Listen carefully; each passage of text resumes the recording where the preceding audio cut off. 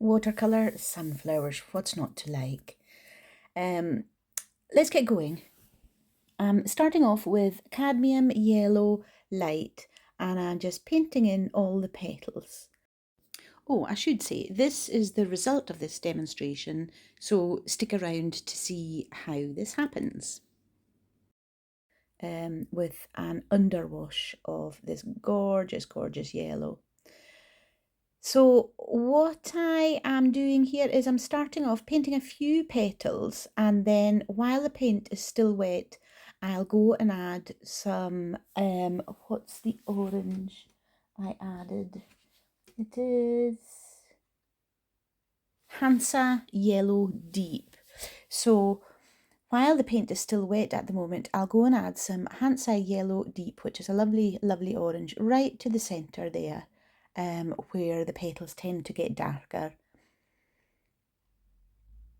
So now I'll just go and paint another batch of petals. Now, why I started over on a complete other batch, I'm not very sure, but I suspect it's because in my mind I was thinking, okay, I'll wait till these first ones dry, which is a technique I use a lot. I never paint or often don't paint right next to wet paint. And so I think that's what was in my mind. In this situation, I could have done, there was no reason for me to go and paint these other petals separate to the first batch. However, that's what I did. So it doesn't really make much of a difference. So I've painted a few petals, and now I'm going to add in the Hansa Yellow Deep, which is this orange colour again, right in at the centre.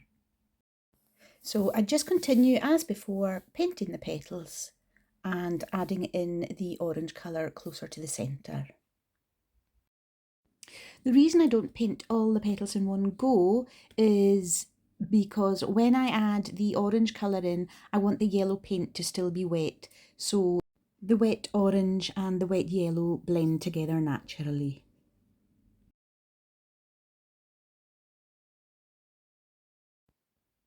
I'm adding a pale wash of the Hansa Yellow Deep to the very centre here as well, so that it'll have a lovely warm glow to it when I add the darker colour on top. And then I decided it wasn't an intense enough of a colour for what I was looking for, so this is a burnt orange that I'm adding on top, which will be very subtle by the end of the painting.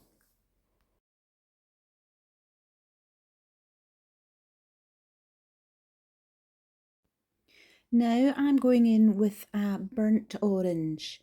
I'm outlining a lot of the petals to give a bit of separation to the petals from each other, and I'm using the very tip of quite a fine brush because we just want it to be really fine lines here at this stage.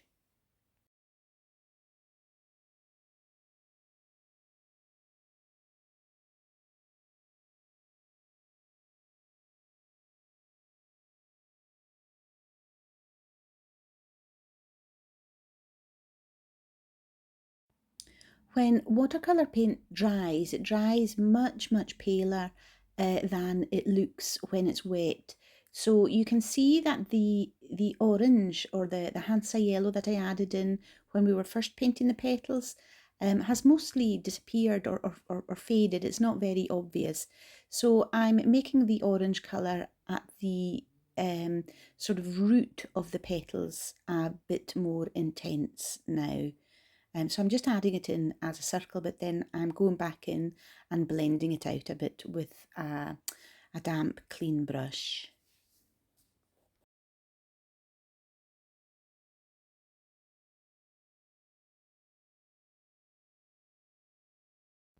So here I'm using the burnt orange again to intensify the colour a little bit more at the base of the petals all the way around. I'll blend this out a little bit further in a moment.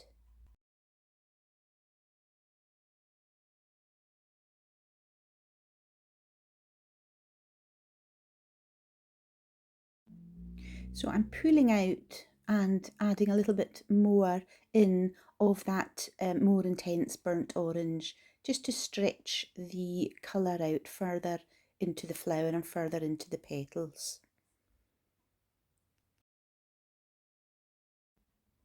And I'm blending it out here to make sure there are no sharp edges.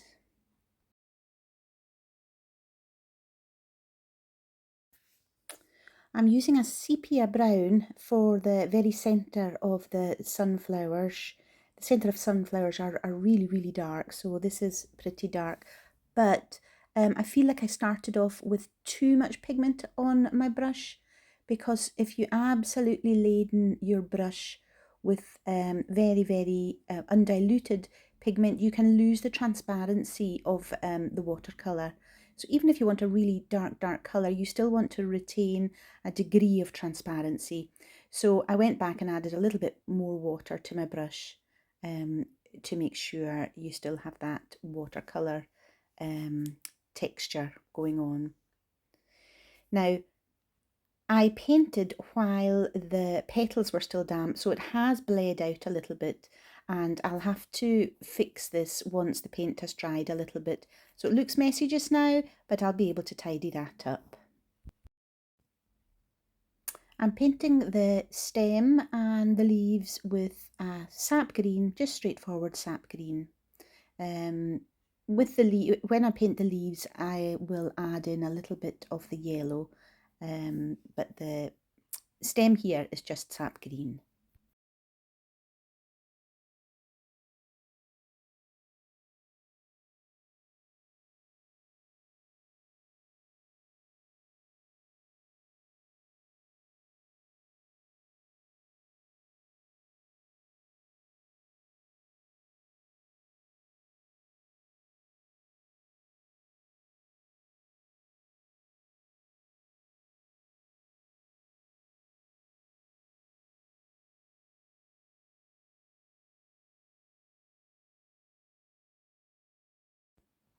So the underbit of the leaf here is still sap green. It's just a little bit more intense, a little bit less diluted than the previous sap green I used.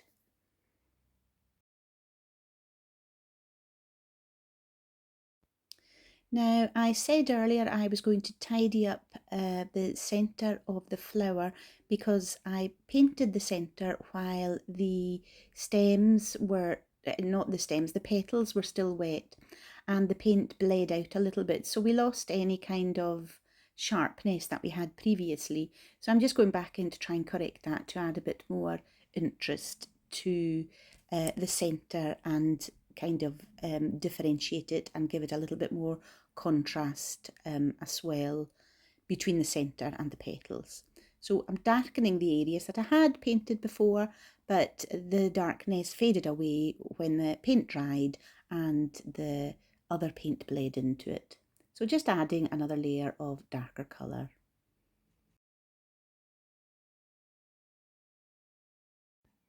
I'm now going in to blend that darker colour out so it doesn't stop as abruptly as it does just now.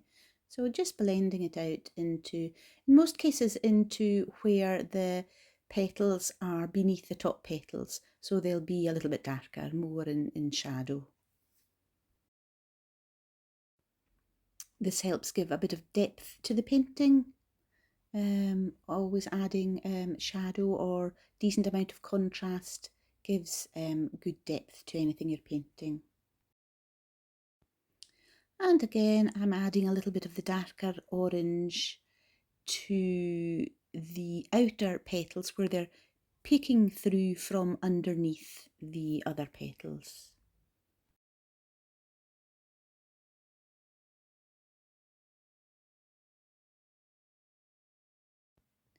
Making sure to soften any hard edges with a clean damp brush.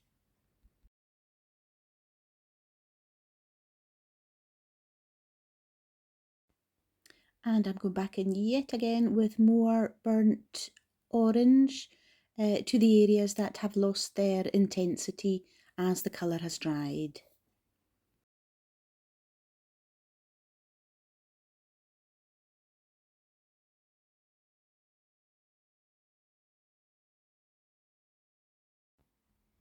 Now, if you were painting the sunflower against a coloured background that you had painted, then the petals, the yellow sunflower petals, might stand out a little bit more. But because I'm just painting this against a white background, I want to emphasise the very tips of the petals.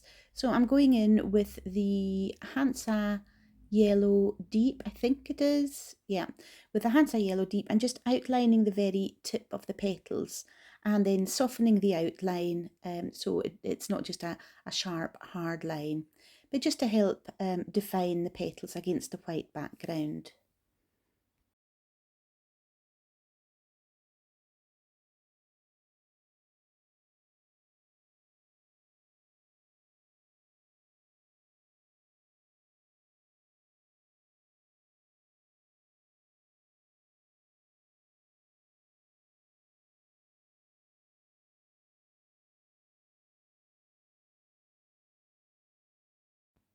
The centre of the sunflower is still looking it's a bit messy looking and a bit blotchy. So I want to go in and define it a little bit more and darken it as well. The centre of the sunflowers are very dark. So this should help just give it a more intense colour and take away the blotchiness that I had left there. So you can see as I'm painting this, I hadn't quite decided in my mind what I was going to do. So I'm being very careful. I'm painting round edges here, but I changed my mind and I end up painting the whole of the centre with this colour. But because the centre to begin with was different shades, we had a paler line round the very, very centre. Um, we're going to end up with, you know, a little bit of a variety of colours when we're finished here.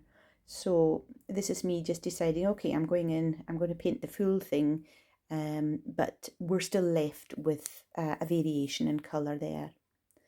And I'm also pulling out the dark colour again because I'm still not happy with the darkness that I've been left with at the base of the petals. So this should be the final dark layer that I'm pulling out onto the petals.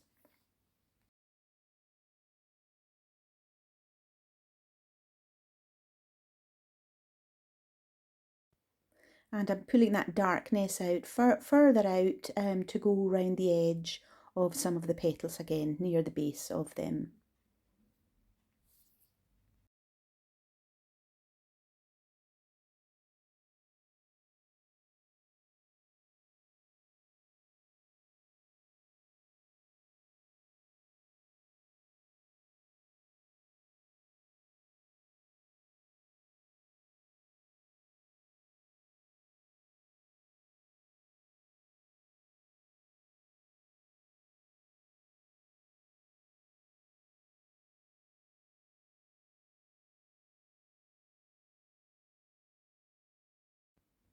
I'm darkening one side of the stem here with some sap green again, so the same colour that I painted in initially, and I'm darkening the underside of the leaves again with sap green.